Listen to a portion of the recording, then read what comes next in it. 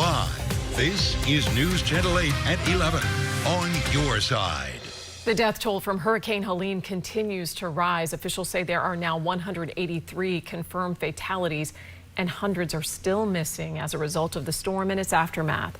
Good evening, I'm Jennifer Lee. And I'm Keith Kate. Thank you for joining us tonight. There are 14 confirmed deaths right here in the Tampa Bay area, each with a story of their own. News Channel 8's Nicole Rogers joining us live. She's in Treasure Island tonight, and these stories are heartbreaking, Nicole. Keith, Jen, it's like every day your heart just breaks a little more. I mean, if I step out of the way, this is a look into Treasure Island, and you see yet again a family's life just sitting here on the curb. For one man down the street, his journey to recovery looks a little different tonight as he grieves the loss of his 93-year-old mother who never made it out of the storm. 1-800-985-5990. That is the number that you can call 24 hours a day, 7 days a week. If you have went through this disaster, say you lost someone, you're going through a mental health crisis, that is available with counselors who are trained and ready to support you. That number on the bottom of your screen right now. Live in Treasure Island, Nicole Rogers, 8 on your side. In Pinellas County on the Barrier Islands, many people are on a challenging road to recovery. Many neighborhoods still don't have running water or electricity. According to Pinellas County officials, 150 people are working to return the water system to normal, and they've brought in workers from other areas around the state to help. Right now, the water service is turned off from Johns Pass to Tierra Verde on the Barrier Islands. Governor Ron DeSantis made a stop at Johns Pass today to discuss Helene recovery efforts. He vowed to help businesses reopen. Delosa's Pizzeria has been in the area for decades and lost everything. We have never encountered anything like this that has halted business to this level. I mean, everyone in Johns Pass is starting over. Businesses there are finding out it could take weeks to learn what's covered by insurance because thousands of claims are being processed there. FEMA opened a disaster recovery office in Pinellas County. That center is located inside the Largo Public Library. So far in Florida, more than 70,000 people have filled out applications. More than $3.5 million has been given out. The county plans to open more offices within the next several days. And for a list of times for this or other FEMA disaster recovery centers in the Bay Area, visit our website, WFLA.com. Well, as you know, we are still in hurricane season and the tropics are busier than ever. Chief Meteorologist Jeff Baradelli joins us right now. And Jeff, you continue to keep an eye on that system that could develop in the Gulf as early as this weekend. But the chance of development has come down from 40% now to 30%. It's still going to be a storm. It just may not be a named storm. Either way, it's going to send a lot of moisture our way. And another headline tonight, Tropical Storm Leslie has formed to the south of the Cape Verde Islands. I know it's very far east, but both Kirk, it's already a major hurricane, is going to become even more major, a Cat 4. The one behind it, Leslie, also has a good chance of becoming a major hurricane as well. But closer to home, this is the area we're watching. As you can see, this has been downgraded just a bit to a 30% chance of development. Two areas of disturbances that have going to kind of come together over the Gulf of Mexico. That one's kind of losing its thunderstorms. This one right there in the Bay of Campeche has plenty of storms. Again, that will all come together. A broad area of low pressure is going to form right there. But as soon as it runs into the wind shear, it's really going to have a problem strengthening. And actually, I think it's going to get stretched out. But because of that strong west wind, that moisture is going to see all that moisture gathering and moving north towards the Gulf of Mexico. On Sunday, it starts to move in, especially late in the day. And then tropical downpours are likely here as we head into Monday and again on Tuesday. But who gets the heaviest rain? Is it South Florida or is it us? We'll talk about that in your weekend forecast in a few minutes. All right, thank you, Jeff. Hurricane Helene has changed the landscape for what was set to be a lucrative season for businesses on Pinellas County beaches. And now employees of popular restaurants and bars say they've been let go and are looking for work. News Channel 8's Marilyn Parker joins us live in Madeira Beach tonight. And Marilyn, several businesses are struggling tonight. That's right, they are. You know, these employees, they can see the damage for themselves, but what they were not expecting was for this storm to take their jobs away. Here at Candy Kitchen, the owner actually put up QR codes in the windows. Some of the donations will go to help out their employees. Further down at Caddy's, employees tell me the damage is so bad down there that they were let go. Some of these employees tell me that their co-workers not only lost their jobs, but they do not have homes to go to. They were flooded out, so they are really in need for a job. If you head over to WFLA.com, we're going to be posting resources like the disaster unemployment assistance that is available right now for you to go and file a claim. We're also going to be posting a link to this GoFundMe where you can help out the Candy Kitchen. We're live in Madeira Beach tonight. Marilyn Parker, 8 on your side. Thank you, Mayor. And business owners will be allowed back into Bradenton Beach, but there are entry requirements you need to know about first. Only the residents and business owners with a red vehicle tag will be allowed to enter. To get one of those tags, you must show a photo ID and proof of residency. Only passenger vehicles and walkers will be allowed in, and there are also parking restrictions you'll be needing to take note of, and we have those as well on our website, WFLA.com. Neighbors are helping neighbors in Manatee County's Cortez Fishing Village. The Church of Christ is packed with donations offering storm victims food and cleaning supplies, clothing and dry shoes. Slicker's Eatery on Cortez Road has transformed part of its space into a hub for donations as well. The owner says there's a great need for more helping hands and monetary donations. The Salvation Army in Tampa will be serving lunch and dinner tomorrow to those in need. This is from their emergency disaster mobile canteen at the Gandy Civic Association Comfort Station. They will be on site tomorrow and Friday from noon until 6 p.m. The Humane Society of Tampa Bay wants to make sure your pets are well fed during this difficult time, and that's why their pet pantry will now be open every single day, offering free food for your cats and dogs. They're also hosting a donation drive to keep the pantry stocked. And NewsChannel 8 is also partnering with the Red Cross to help neighbors recovering from Hurricane Helene. You can make donations by scanning that QR code on your screen, or you can simply go to our website, WFLA.com/relief. Tampa police have been monitoring hard-hit areas of the city around the clock, providing support for residents while also trying to deter the looters. We've had some residents tell us that people are helping themselves. Some call them scavengers. But according to police, there is a difference between people going through piles along the curb and looting. Looting actually involves theft inside homes and enclosed areas surrounding it. We have not had any true reports of looting, when property or things are placed on the curbside and people will come through and take a look at the property. It's not necessarily looting. Tampa police say to avoid any issues involving things you might want to keep, dry out items in your backyard or as close to your house as possible. The strike by thousands of unionized port employees has brought shipping along the East and Gulf Coasts to a standstill. Governor Ron DeSantis says he is concerned the walkout could delay much-needed supplies to hurricane-damaged areas in the state. Thousands of dock workers are demanding higher wages and protection from automation. Dozens of Port Tampa Bay workers are participating in that strike.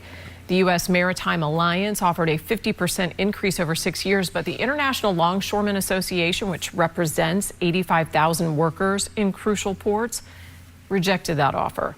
The president of the Florida Ports Council says the strike could cost trillions. Well, still to come, we've seen the images of the aftermath, and now we're getting a new look at the power of Helene's storm surge. It is a view you have to see to believe. Coming up, we're going to tell you where this terrifying scene unfolded in the Bay Area at the height of the storm. Plus, storm victims are starting to navigate the complicated process of filing insurance claims. After the break, we have some information on a local insurance village hosted by the state. When you see news happening in your neighborhood, report it by sending in your photos and videos. Scan the QR code or visit WFLA.com/reportit. When Hurricane Helene threatened Tampa Bay, NewsChannel 8 was on your side. Storm surge warnings have already been issued. Chief Meteorologist Jeff Rapid Barardelli intensification. and the Max Defender 8 weather team kept you safe and prepared. Now the storm surge is coming. The winds are really starting to pick With up. live reports from the hardest hit communities across the Bay Area. Key will have quite a bit of cleanup to do. I can verify this is a record. Nobody covers severe weather better than NewsChannel 8. Always on your side. You're watching NewsChannel 8 at 11. Tampa Bay's most watched 11 p.m. newscast. Take a look at this incredible video showing Hurricane Helene's powerful and deadly storm surge as it crashed into a home in Pinellas County last week. I mean, the homeowner did evacuate, so this surge happened when they were away, and all they could do was watch and pray that their home would survive the beating. But this home in St. Pete's Venetian Isles really didn't stand a chance. Look at all that water. The homeowners' cameras were running the entire time, capturing water rushing in, flooding their house. And it's a reminder just how powerful and dangerous the storm surge was. The water comes in, and it's almost like with every single wave, it's trying to wash away a memory. Fortunately for this family, no one was home at the time, but the cleanup will likely take months. And many hurricane survivors are already working to prevent more damage to their homes. Sherry Dude and her husband have already cut off the wet drywall and flooring to prevent mold growth. The storm surge pushed at least 5 inches of water inside their West Shore home. They're working and waiting on an adjuster from their flood insurance company to show up. And like many, Sherry questions what the maximum coverage will be and how much she will be out of pocket. For most policies, the standard maximum payout is $250,000, and depending on the type of policy, the contents of the home may not be covered. While she waits, Sherry piled her ruined belongings at the curb. All curled up now where, it's just particle board. So. And you got lots of pictures of this because your insurance company is going to want to see all of that at every stage. Got lots of pictures. If you need specific help, the state is hosting what it calls an insurance village this weekend at the Clearwater Parks and Rec Center. We have more information on WFLA.com. Senators Marco Rubio and Rick Scott are among a group of lawmakers calling on the U.S. Department of Agriculture to approve assistance for Florida's farmers as they recover from Hurricane Helene. Congressional leaders sent a letter to the USDA requesting block grants to help farmers in the wake of Helene. But here's the problem. And I'm very concerned. I think the government really needs to help us. And they need to just not trickle down. They need to really provide us. We had to turn in a lot of information, try to verify it, to try to get that help, which we haven't gotten yet. Well, some of the most severe damage from Helene is in the mountains of North Carolina, where rescue workers continue to search for survivors there. Today, President Joe Biden got a firsthand look at that devastation, promising federal aid for the long haul. And in some communities, airdrops are the only way to get those supplies in. In others, FEMA teams and active duty soldiers just deployed. They are now walking washed out trails to help the families who are still trapped in the mountains. Many of those remote communities are without power, clean water, or cell service, and they have no indication of when all of that will be back. Vice President Kamala Harris met with hurricane victims in Augusta, Georgia today. Prior to her meeting, the vice president toured the damage, and during her visit, she announced that President Biden has approved Governor Brian Kemp's request for 100% federal reimbursement of local costs related to Hurricane Helene recovery efforts. The damage in that region is just staggering. Every image that comes out of that area is just hard to fathom. And those are not people who are accustomed to preparing for a hurricane. If you're in the mountains of North Carolina, the last thing you're thinking about is a hurricane for sure. But flooding happens, and it it certainly is there, and hopefully that aid will come quickly because it's needed sooner than later for sure. It's heartbreaking, and it's really unimaginable. That's the word I would use. Here's the thing about this next system in the Gulf. Not going to be a very strong storm at all, so that's good news. It may deliver a lot of rain, but it depends upon the exact track of the system. Now, it only has about a 30% chance of development, meaning that it's likely to be a storm, but it may not be a tropical storm, because to be a tropical storm, it would have to concentrate all its energy. It would need a closed circulation. This looks more broad, but still, broad storms with a lot of tropical moisture can produce a lot of flooding rain. Back to that in a couple seconds. Beautiful shot from Susan Humphreys tonight in Palmetto. You want to send me a photo? Send it right there, WFLA.com/report it. All right, in Polk County, it really came down over the past hour or so. Picked up 2 inches of rain in a very short period of time. A flood advisory in effect for that area. I want to zoom in on Max Defender 8. Still raining heavily in parts of Lakeland with lightning all the way down through Bartow and Fort Meade. And that line of rain extends into eastern Pasco as well. I'll show you that in a second. But look at how much rain has fallen between Plant City and Lakeland. Over 3 inches of St. Leo on the west side of Dade City. This rain will gradually rain itself out over the next few hours, and then it will dry out. I think we'll start out dry tomorrow morning, and it's probably going to be dry through lunchtime. After lunchtime, spotty showers develop and move towards the west, towards our coast. So we could see some late day and evening showers and storms tomorrow. Rain chances running at around 40%. The feels like temperatures again, because, you know, it's still really muggy out there, between 100 and 105 degrees. Yesterday we talked about Tampa. Today we'll talk about St. Pete. So far this summer, and of course it's not even summer anymore, but we're still piling these up. We've had 117 days with a heat index over 100 degrees. The old record was last year, and it was only 88. So it's a huge spike from last year, and it's almost triple what we would normally see. Tropical satellite, as you can see, lots of moisture starting to gather, very disorganized right now, but by about Sunday, an area of low pressure should form across the Gulf of Mexico. Now, at the same time, a front's going to move to the south. That will interrupt its ability to really form into a stronger storm, but it also will usher that moisture towards the east. So the tropical moisture is on top of us late Sunday into Monday and also into Tuesday. But then we may actually finally see a taste of autumn, and we may shut down rainy season by next Thursday. We may actually feel more comfortable and refreshing air moving our way once we get rid of this rain. But we have to get through some of that heavy rain. You can see over the Gulf, over a foot of rain in spots. So we zoom in. Right now, at least, it looks like we'll be on the edge of the heavy rain. 1 to 3 inches north of Tampa, 3 to 6 inches south of Tampa, South Florida, maybe a foot. Again, that could move south or north. We'll keep you updated on the placement of the heavy rain, but do expect some downpours Sunday, Monday, Tuesday. You can see reflected in our rain chances up to 60 to 70% by then. Here's a look at your 8-day forecast. So just a typical day tomorrow. We'll have those thunderstorms during the later part of the day. Fairly typical on Friday and Saturday. Rain chances back up to 50%. Better half of the weekend is Saturday, and then those tropical downpours later Sunday into Monday and Tuesday. That's checking your weather forecast. Thank you, Jeff. Coming up next in sports, the Bucs head to Atlanta for a primetime matchup against Falcons. Our Kenny Morales has a preview coming up next. Keeping you safe, the Max Defender 8 weather team on News Channel 8. Hey everyone, Questlove, Tariq, and I are playing Password with Colin Kaepernick. Plus Luke Bryan is here to talk and perform. It's a great show tonight. Get hurricane ready with Max Defender 8's Hurricane Guide at WFLA.com.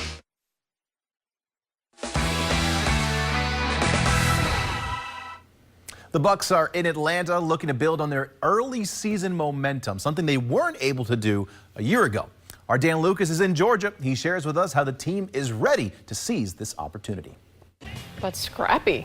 Very. Yeah, that kid's 20 years old and he's 6'4", about 205, so another big probably man. don't want to mess with him. No. What do you call it, chippy? Chippy? Yes. Just a little chippy. A little chippy. Thank you. We'll be right back.